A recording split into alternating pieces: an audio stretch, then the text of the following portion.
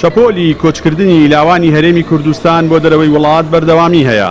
چالاکانی مەدەنیش هۆکاری بەردەوامی کۆچکردنی لاوان بۆ دەرەوەی وڵات بۆ چەند هۆکارێک دەگەڕێنەوە کە دیارترینیان نەبوونی عەدالەتی کۆمەڵایەتیە. هاوکات حکوومەت لە ئاست کۆچکردنی لاوان بە بەرپرسیار و کەمتەرخەمی سەرەکی دەزان و دەشڵێن حکوومەت لە ئاست ئەو کێشەیە بێپلانە و تا ئێستا هیچ چارەسەرێکی ئەو تۆی بۆ بنەبڕکردنی کۆچی لاوان نەدۆزیوەتەوە. بەڵێ بەڕاستی بەوەی نەبوونی هەلی کار و ینی کەم دەرامەت و یانی لە وڵاتیانی شتەکان بەڕاستی هەموو شتەکان دووبارەیە گەنجش بەوەی ئەوەیە بە تایبەتی بۆ بوونی بێکاری و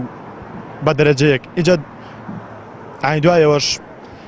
بگرە ئێمە ینی شتەکان هەمووی دووبارەیە هەموو شتەکان هەمووی دووبارەیە لە ژیانی ئێمەیە. دوو بەوەی نەبوونی عەدالەتیەوە لە وڵاتە ینی خۆ دەزانێت هیچ عەدالەتی نییە لە وڵاتەیە ینی چینی سەر و ژێر ئەوە هیچ عەدالەتی نییە لە وڵاتەیە بۆ نمونە هەمووی هەمان وەکو یەک نین. سێش ینی هەمومان هەموو گەنجەکانی وڵاتەمان خوێندنمان تەواو کردوون زاکۆ پەیمانگامان تەواو کردو هیچماندا نەمەزراوین هەر ئەومانە شەو خۆمانی بگرێ من خۆم خەریک کرێکاریم کرێکاریەکەم ڕۆژی 20,000 25,000 15,000 خۆشزانی ژیانی ژین بتێ ژیان ماڵ پێک بێنی بە 25,000 و 15,000 پێک نایە ئەتر ینی چۆن بڵێ ژیان قورس بۆ لە وڵاتەیە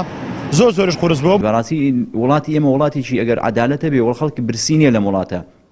ئەوەی خەڵکی نیگەران کردووە ئەوەی خەڵکی تووشی ڕژبینی کردووە ئەوەی خەڵکی تووشی ناومێدی کردووە ئەوەی گەنجانی تووشی ینی بەڕاستی دڕینێکی زۆر خراپ کردووە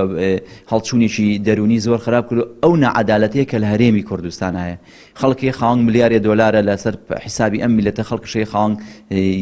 10,000 دینار لە جیرفانیان نییە بۆیە ئەمە وای کردووە بەڕاستی پێویستە ئەم نەعەدالەتە چارەسەر بێ ئەم نەعەدالەتیە نەمێنێەوە حکوومەت بە دوای ڕێوشێنی زۆر وردا بگەڕێەوە چکە ئەمە نەتیجەی زۆر خراپ بێ ڕەنگە بەشێک لە گەنجان توانای ئەو هەیە بڕۆن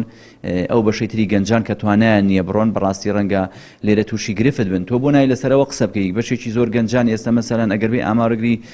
ئالوودەبوون بە مادەی هۆشبەرەوە یا مەسەلەن پەنابردن بۆ کاری نەشیا و کاری ناشایستە چکە گەنج کە بێکار بوو کە بێ ئیش بوو کە هیچ دەرچەیەکی نەبوو بۆەوەی حەز بەشێک لە حەزەکانی خۆی تیا بەجێبەجێ بکە دڵنیا بن پەنابا بۆ کارێک کە نەشیاوە.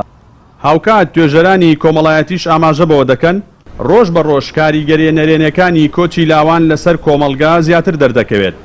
هۆشداری ئەوەش دەدەن ئەگەر لە ڕووی سیاسی و ئابووریەوە کۆچی لاوان کاریگەری خراپی هەبوو بێت لەسەر کۆمەڵگا ئەوە لە ڕووی کۆمەڵایەتیشەوە کۆمەڵێک شوێنەواری نەرێنی بە دوای خۆیدا بەجێ دەهێڵێت. ئەوەی کە ئێستا کاڕاتە دەرەوە با بڵێن لە ڕەگەزی نێرن لە ڕووی کۆمەڵایەتیەوە ئەمە نابەرابەریەک دروستەکە لە بینی ڕەگەزی نێر و لەگەڵ ڕەگەزی مێیە ئەمەوە ئەکا کە تۆ بە هەمان شێوە کە تۆ ڕەگەزی نێرە کەم بووە لە ڕووی کۆمەڵایەتیەوە ڕەگەزی مێت زیادە بێت لە کۆمەڵگەیە واتە ئەتوانین بڵێن پرۆسی زەواج کەمە بێتەوە و خێزان دروستکردنی خێزان کەمە بێتەوە و نسبەی ژماری دانیشتوانت بە هەمان شێوە کەم بووە بە هەمان شێوە لە بەرامبەرە قەیرەکچ زیادەکات کە ئەمە بۆ خۆی کۆمەڵی کێشەی تر دروستەکات کە ئەتوانی لە بابەتێکی ترا باس کە کۆمەڵی قەیرانی تر بە دوای خۆیان ئەهێنێ. لەگەڵ ئەوەی هەلی کار و خزمەت و کوردستانێکی بەهێز لە دروشمی حیزبە دەسەڵاتدارەکانی هەرێمی کوردستان بوون بۆ پەرلەمانی کوردستان بەڵام جێبەجێ نەکردنی ئەم دروشمانە لە واقعدا وای کردووە گەنجانی هەرێمی کوردستان بە کۆمەڵ وڵاتی خۆیان بەجێ بهێڵن و ڕوو لە هەندەران بکەن. جەلال جەباری کەناڵی ئاسمانی پەیام چەمچەماڵ.